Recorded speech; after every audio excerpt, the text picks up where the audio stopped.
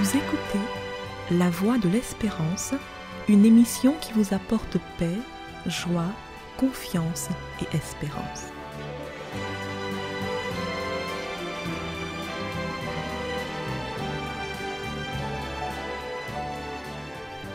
Bonjour la Guyane et bonjour à tous depuis la Guyane.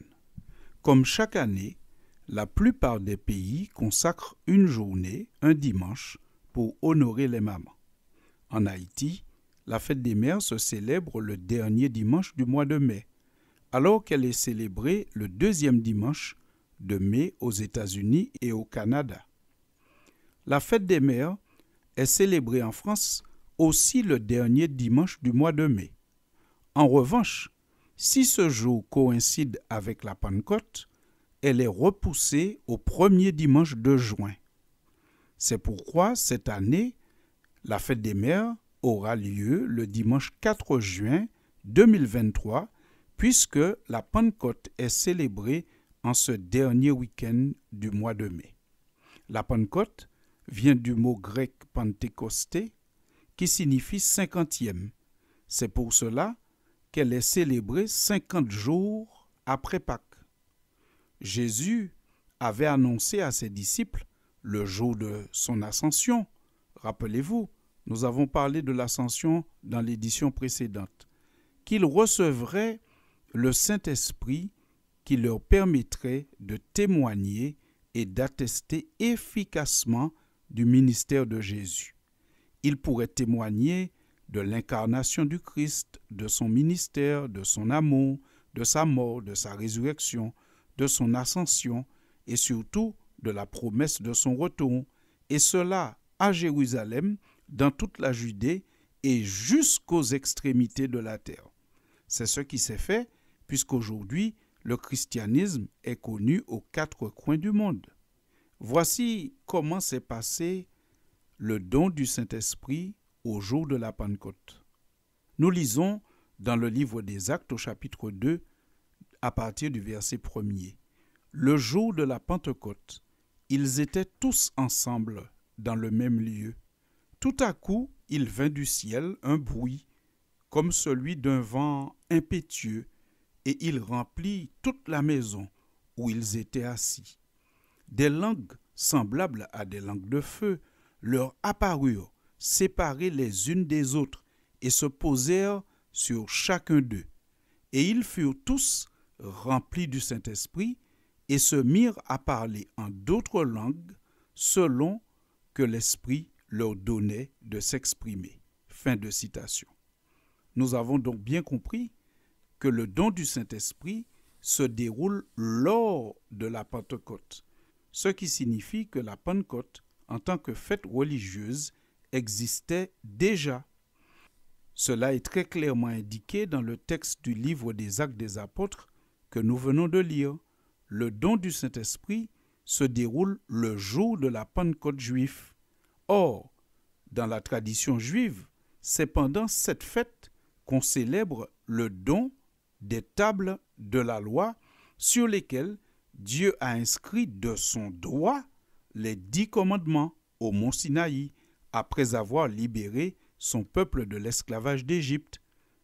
Le fait que le don du Saint-Esprit intervienne à la Pentecôte est un formidable message pour tous ceux qui veulent faire ce qui est bien.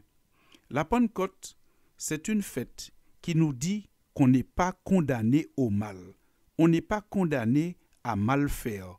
On n'est pas condamné à faire selon nos pulsions naturelles qui ne nous poussent pas toujours à faire ce qui est bien. Parce que à la Pentecôte, il y a 2 événements.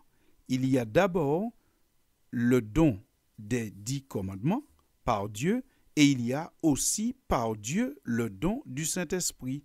Les 2 fêtes ne se contredisent pas, mais se complètent parce qu'elles se passent le même jour.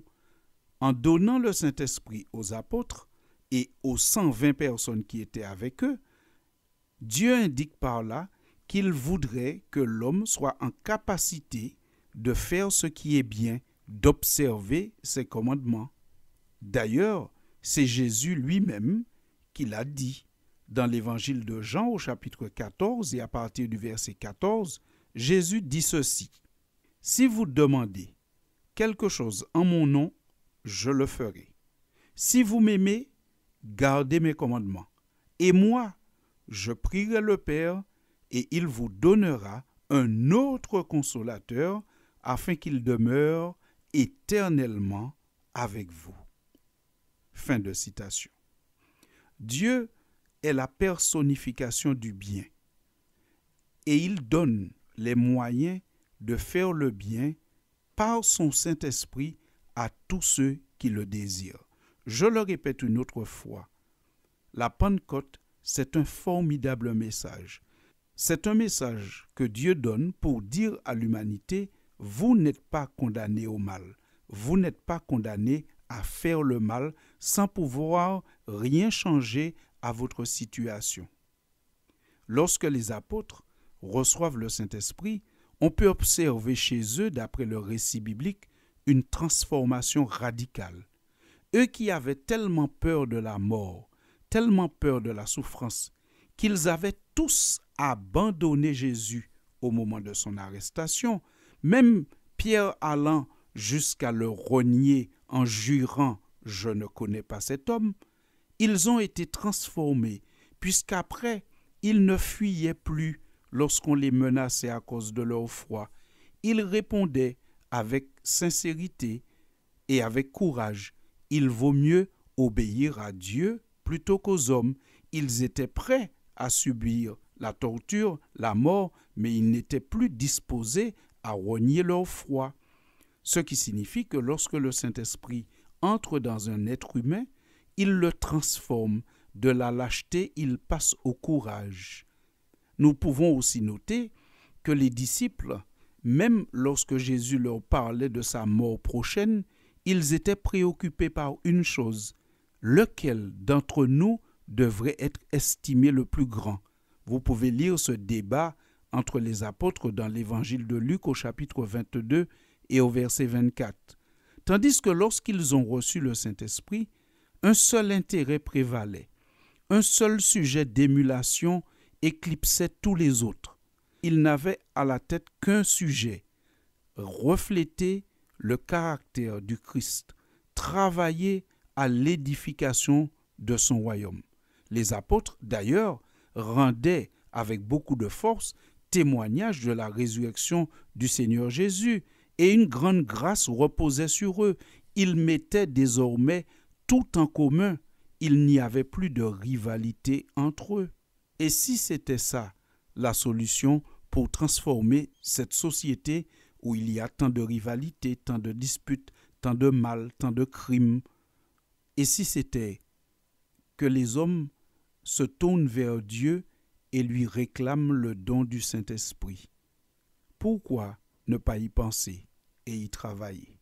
Sur ce, chers auditeurs, je vous dis merci pour votre écoute et à très bientôt. Il n'y a plus de condamnation, plus de condamnation. Jésus-Christ a payé ma rançon. C'était La Voix de l'Espérance, une émission préparée par l'Église adventiste du 7e jour. Si vous désirez avoir une copie de la causerie d'aujourd'hui, demandez-la. Elle vous sera donnée gracieusement. Écrivez à La Voix de l'Espérance, boîte postale 169 97 324, Cayenne, CEDEX, ou téléphonez au 0594 25 64 26. Merci chers auditeurs et à bientôt.